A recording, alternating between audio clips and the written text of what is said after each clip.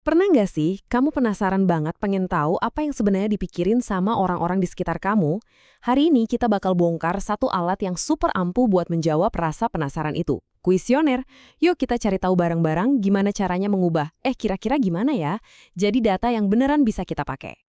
Kita semua pasti pernah dong ya ngerasa penasaran, misalnya pengen tahu film apa sih yang lagi ngehits di kalangan teman-teman sekelas, atau kebiasaan apa yang paling sering dilakuin orang di komplek rumah.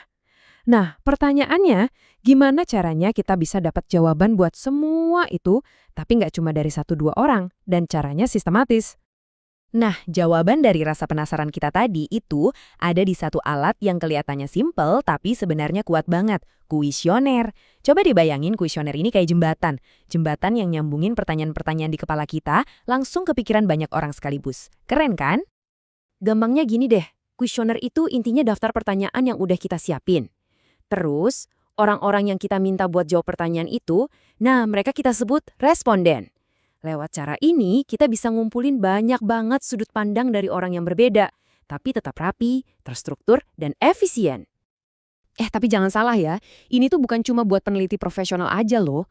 Kamu yang lagi ngerjain tugas sekolah, atau mungkin mau nulis buat mading, atau bahkan cuma pengen riset kecil-kecilan soal hobi kamu. Nah, kuesioner ini alat yang berguna banget buat dapetin data yang asli, yang otentik. Terus, cara nyebarinnya gimana? Ada dua cara utama nih. Kamu bisa pakai cara yang, ya sebut aja klasik, pakai kertas. Atau bisa juga pakai cara modern yang jelas lebih cepat, yaitu lewat online. Entah itu pakai link atau formulir digital. Dua-duanya punya plus minus dan pilihan terbaik itu benar-benar tergantung siapa sih yang mau kita tanyain. Oke, sekarang bagian serunya. Gimana sih cara bikinnya? Tenang. Prosesnya itu logis banget kok.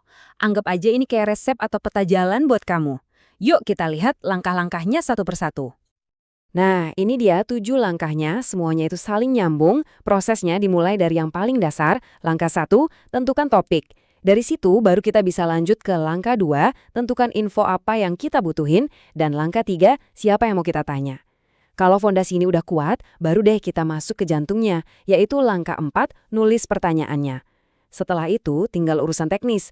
Pilih medianya, sebarin kuesionernya sambil pasang deadline.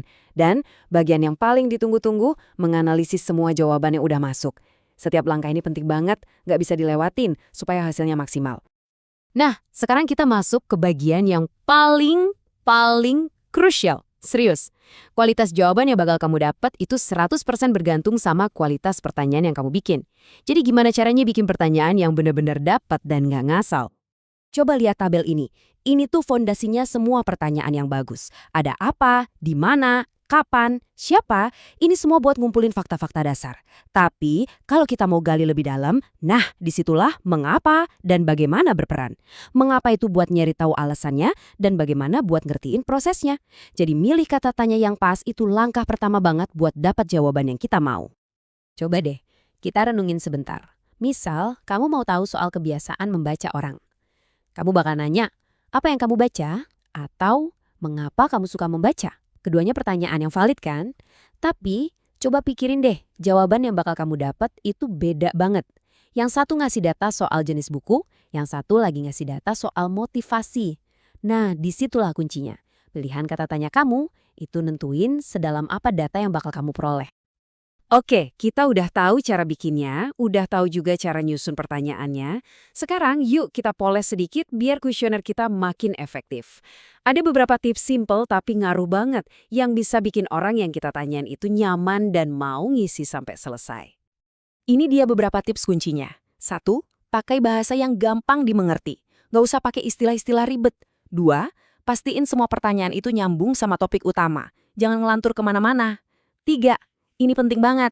Jangan kepanjangan. Hargai waktu responden. Makin singkat dan to the point, makin gede kemungkinannya mereka bakal kelarin.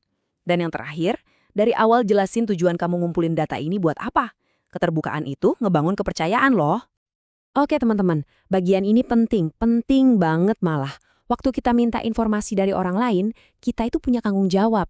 Ini bukan cuma soal gimana cara dapat data, tapi gimana cara kita dapat data itu dengan cara yang baik dan benar. Ini soal etika. Ini aturan mainnya ya. Pertama, jaga privasi dan kerahasiaan jawaban mereka. Kedua, jangan pernah, sekali lagi, jangan pernah ngubah-ngubah jawaban yang udah kamu terima. Apa adanya. Ketiga, dan ini krusial, selalu kasih tahu mereka kalau mereka punya hak buat nolak berpartisipasi. Nggak maksa. Ingat, kejujuran dan integritas itu fondasi dari semua ini. Coba deh kita sama-sama pikirin kenapa sih jujur dan sopan itu penting banget waktu kita ngumpulin data.